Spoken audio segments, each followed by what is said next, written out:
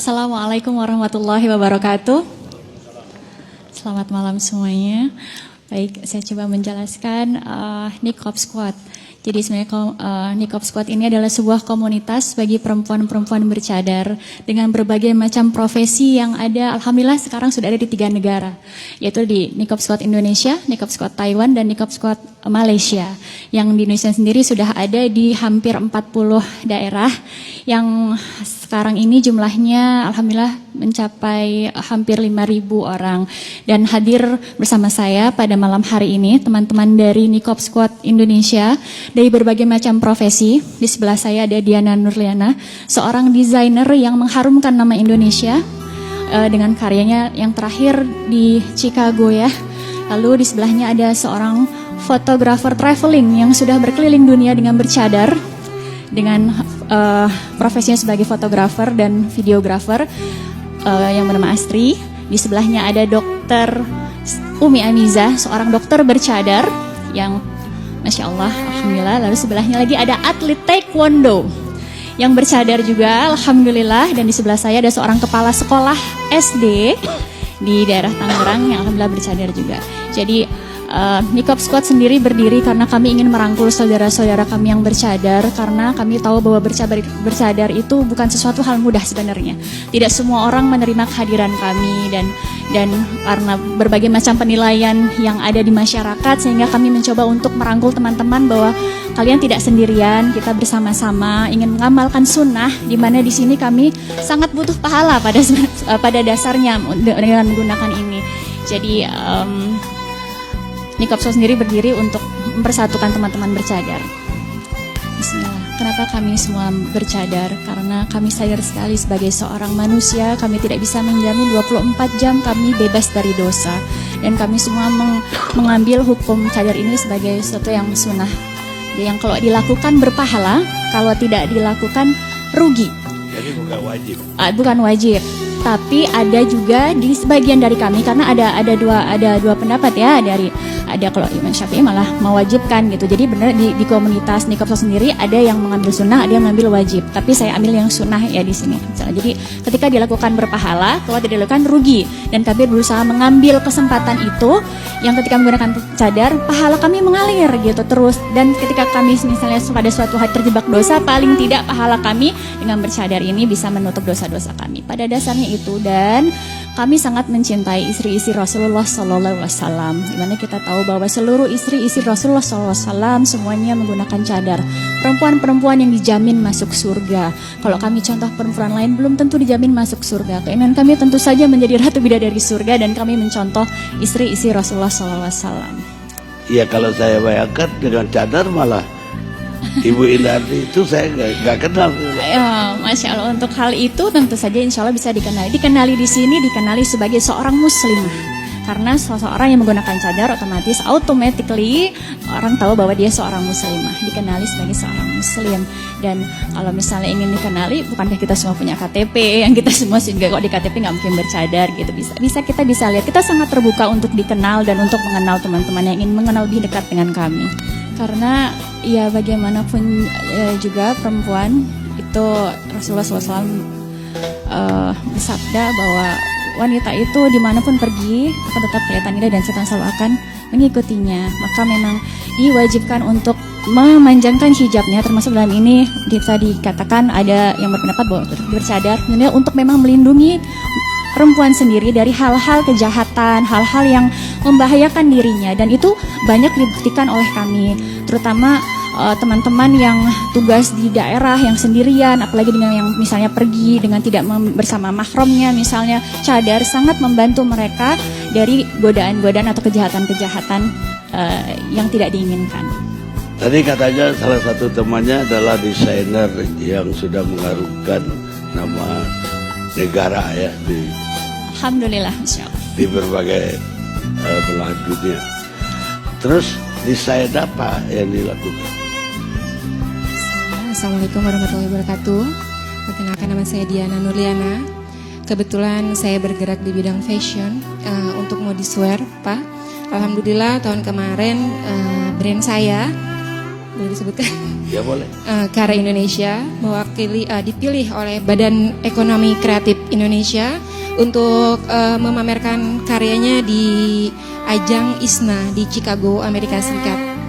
Dan saya juga alhamdulillah sudah mengikuti berbagai fashion show di tingkat nasional seperti Indonesia Fashion Week, Jakarta Fashion Week, dan di daerah-daerah juga.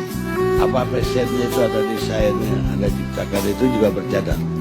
Alhamdulillah saya punya 2 brand. Brand yang pertama Modiswear, dia lebih general, digunakan untuk yang berjilbab ataupun tidak berjilbab. Dan saya juga alhamdulillah sudah mengeluarkan 1 brand niqab yang memang diusulkan untuk memfasilitasi teman-teman yang ingin menggunakan niqab dengan berbagai occasion yang disesuaikan tapi sesuai dengan syariat yang diajarkan oleh agama kami. Ada nggak di antara jilbab lagi, jadi di antara yang didesain itu justru melihatkan aurat? Alhamdulillah enggak ya Bang Karni, karena kan memang baju muslim ya, Jadi memang khusus pakaian muslim? Ya. Bukan pakaian umum? Bukan. Kenapa harus pakai niqab squad? Iya. Masukan apa itu maksudnya? Iya, kenapa ada niqab squad? Sebenarnya nama ini juga banyak dipertanyakan teman-teman yang lain. Kenapa nggak pakai nama yang berbau-bau Arab atau Islami gitu ya? Karena memang tujuan kami ingin lebih bisa dikenal oleh orang-orang yang awam gitu. Dan ini terbukti betapa banyak media-media di luar seperti yang terakhir itu dari New York Times dan media-media yang lain yang memang jadi tertarik untuk meliput kegiatan kami sebagai perempuan bercadar. Jadi ingin lebih secara general dikenal di belahan dunia sebagai wakil dari Indonesia. Karena seperti yang di Taiwan dan di Malaysia tetap base-nya di Indonesia, niqab squad Indonesia. Ya kalau untuk luar saya paham deh. Tapi kalau untuk di Indonesia, saya kira tante saya di kampung nggak ngerti nih squad itu apa. Kenal maka tak sayang, untuk itu kami bersosialisasi tentang niqab squad dari berbagai daerah. Perkenalkan, saya dengan Dr. Sally. Saya bersama suami saat ini mempunyai brand kosmetik. Jadi walaupun dokter bercadar, tapi kami bergerak di bidang kecantikan. Dokter kosmetik dengan nama Dr. Umi Amiza Skincare, dan alhamdulillah tidak ada halangan bagi saya dengan pasien-pasien saya walaupun saya bercadar. Mereka tidak antipati dengan saya. Alhamdulillah mereka tetap menerima saya dengan baik. Masya Allah. Begini Bang Hani, saya ngerasa deja vu banget. Jadi saya SMA kelas 1 itu tahun 90-an. Saat itu saya ingat sekali jilbab itu lagi trending topik karena dilarang di sekolah-sekolah SMA saat itu. Dan saya ingat sekali saya mengalami masa-masa saya ke sekolah, buka jilbab, pulang sekolah pakai, bongkar pasang istilahnya. Saya mengalami itu. Tapi Masya Allah, mungkin karena trending topik banyak orang yang ingin mengenal apa itu jilbab, termasuk mungkin lembaga pemerintahan. Alhamdulillah Masya Allah atas izin Allah. Tahun kedua, pemerintah mengizinkan pemakaian jilbab mahasiswa ya, siswa berjilbab di sekolah dan lengkap dengan bentuk seragamnya. Pemerintah kasih ini bentuk seragam yang berjilbab, Insya Allah. Nah, saya berharap mudah-mudahan saat ini kan topiknya adalah ASN tidak boleh menggunakan cadar. Mudah-mudahan kami mengajak para bapak-bapak ibu terhormat di sini, terutama yang ada di pemerintahan, untuk tolong kenali lagi kami lebih dekat. Karena tentunya tak kenal, tak sayang, ya. Maka tolong ta'aruf dengan kami, datang ke kantor Niqab Squad, tanya apa kegiatan kami. Ya, dan terus terang seperti yang Pak Guntur Romli tadi sampaikan, Pak, mohon maaf, kami sudah melakukan itu Pak. Kami sudah keliling Indonesia, melakukan kajian. Kami mengutuk keras yang namanya teroris. Mungkin karena kami belum di blow up, belum ada yang belum ada yang merekam ya, mengekspos kami saat ini. Nah, mungkin inilah kesempatannya. Dengan ini, ya, saya mewakili Niqab Squad Indonesia. Kami dengan tegas menyatakan bahwa kami mengutuk keras terorisme dan mengutuk keras pembunuhan terhadap manusia. Ya, Masya Allah. Jadi sekali lagi kami berharap, mohon sekali pemerintah untuk mengkaji ulang, mengkaji lagi, jadi supaya ada win-win solution antara kami wanita bercadar yang mungkin saat ini mereka berat untuk memilih antara melanjutkan menjadi ASN atau keluar dari ASN karena dilarang menggunakan cadar.